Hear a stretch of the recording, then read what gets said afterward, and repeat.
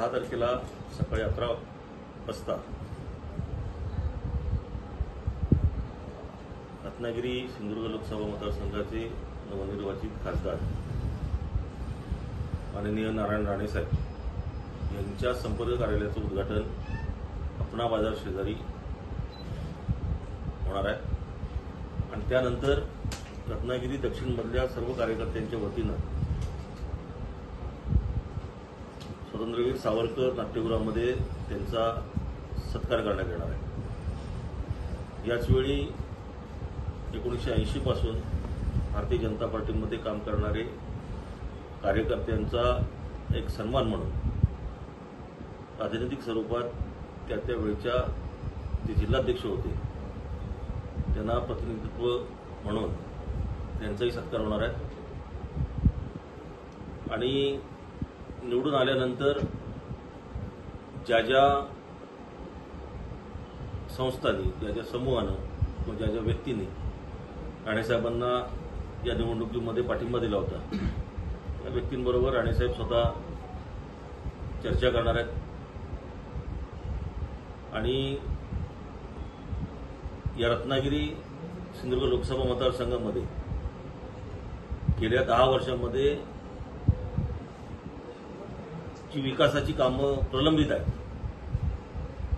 ती देशाचे पंतप्रधान नरेंद्र मोदी साहेब यांच्या नेतृत्वाखाली करण्याचा आम्ही सर्वांगीण प्रयत्न करणार आहोत।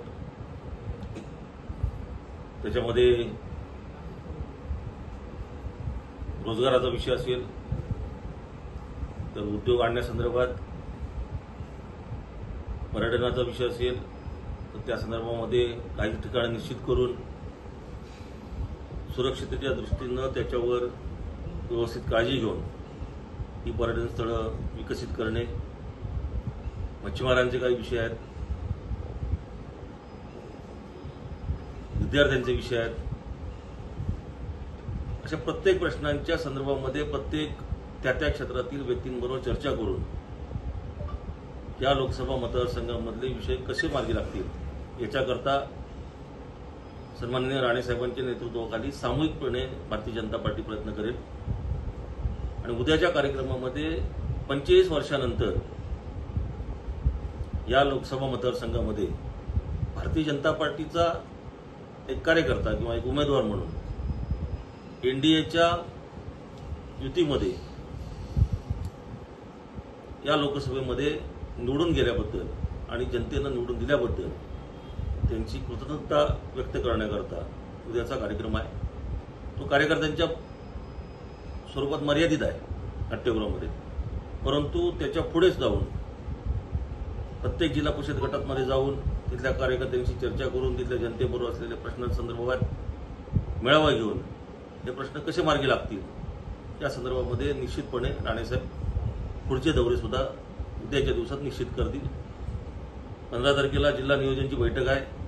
या बैठकीमध्ये स्वतः राणेसाहेब राज्याचे मुख्यमंत्री म्हणून त्यांनी काम केलं असल्यामुळे या जिल्हा नियोजनच्या बैठकीमध्ये त्यांचा ठसा या पहिल्याच बैठकीमध्ये उठून दिसेल याची आम्हाला खात्री आहे आणि जे काही नियोजनचे सगळे हेड्स आहेत त्या प्रत्येक हेडला व्यवस्थित न्याय देण्याकरता त्यांचं मार्गदर्शन निश्चितपणे या जिल्ह्याला आवश्यक ठरेल।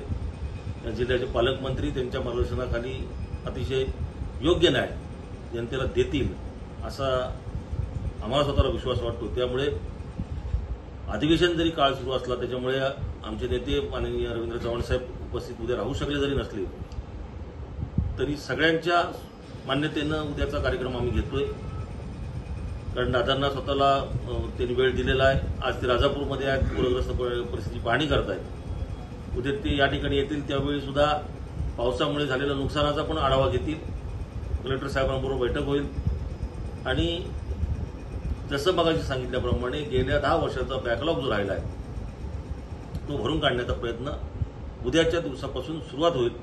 कामाला तर ऑलरेडी राणेसाहेब लागलेलेच आहेत। उदाहरण द्यायचं झालं तर आपल्याला मी सांगतो की संगमेश्वर तालुक्यामध्ये गडनदीचा एक प्रकल्प जो आहे, एक 30-40 वर्षापूर्वी हे धरण झालं, त्याला कालवे होते, परंतु हे कालवे मातीचे असल्यामुळे ते कालव्यांचं जे काय पाणी होतं ते शेवटच्या घटकापर्यंत पोहोचत नव्हतं. दोन्ही बाजूला 5-5 ग्रामपंचायती आहेत, 16,000ची लोकसंख्या आहे तिथे. अनेक वर्षांमध्ये त्या कालव्यांचा प्रश्न तसाच होता. पाणी धरणात आहे, परंतु कालव्यामधून पाणी येऊ शकत नाही, पाणी झिरपत होतं. परंतु ज्यावेळी लोकसभा निवडणुकीच्या काळामधल्या तिथली जी गडनदी प्रकल्पाचे प्रकल्पग्रस्त आहेत त्यांनी संपर्क माझ्याशी साधल्यानंतर मी स्वतः राणे साहेबांच्या विषयी बोललो होतो आणि निवडणूक झाल्या त्यांच्या प्रकल्पग्रस्तांचं पत्र घेऊन मी स्वतःचं पत्र तयार करून राणे साहेबांना पाठवलं.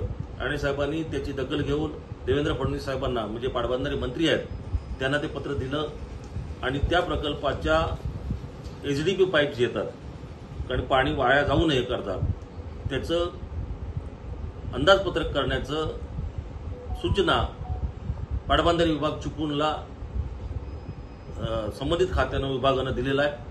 माझं म्हणणं अशा प्रकारच्या मोठ्या स्वरूपात जे काही गोष्टी घडायला आवश्यक होत्या, लोकांना पाणी असेल किंवा त्या परिसरामध्ये दुग्ध व्यवसाय मोठ्या प्रमाणात चालतो, व्यवसायाला चालना मिळण्याकरता ह्या गोष्टी आवश्यक होत्या, ज्या गोष्टी लोकांच्या अतिशय महत्वाच्या होत्या. परंतु 10 वर्षांमध्ये ह्याच गोष्टीकडे दुर्लक्ष झाल्यामुळे ह्या दुर्लक्षित असलेल्या प्रश्नांना 100% न्याय द्यायचं काम राणेसाहेब करतील.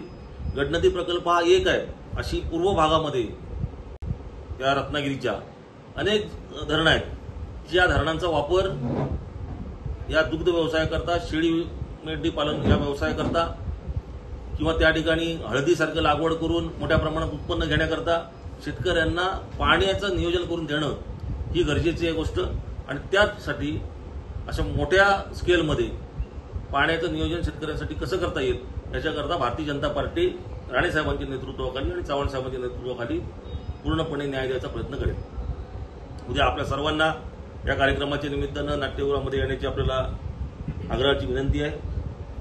आपण पत्रकार म्हणून आपल्याच्या दृष्टीपथात जे येणारे काय अडचणी असतील, ज्या लोकांच्या सूचना असतील, त्याही सुद्धा आपण खासदारांबरोबर व्यक्त करू शकता, जेणेकरून आमच्या नजरेला ज्या काही गोष्टी अडचणी समजू शकत नसतील, त्या तुम्हाला माहिती असतील, अशा गोष्टी सुद्धा सगळ्यांच्या सहकार्यानं सुटाव्यात ही आमची भावना आहे. त्याकरता आपण सुद्धा यावं, आपल्या भूमिका सुद्धा पत्रकार म्हणून स्वतः राणे साहेबांशी चर्चा करावी. आपण एखादा प्रश्न जर सांगितला तर त्याचा पाठपुरावा करण्याची जबाबदारी सुद्धा जिल्हा भारतीय जनता पार्टी म्हणून आमची राहील, आमच्या सर्व सहकार्यांची राहील. आणि त्याकरता आपली उपस्थिती सुद्धा उद्या प्रार्थनीय आहे. सगळ्यांना मी या निमित्तानं आवाहन करतो की उद्याच्या कार्यक्रमाला आपण यावं.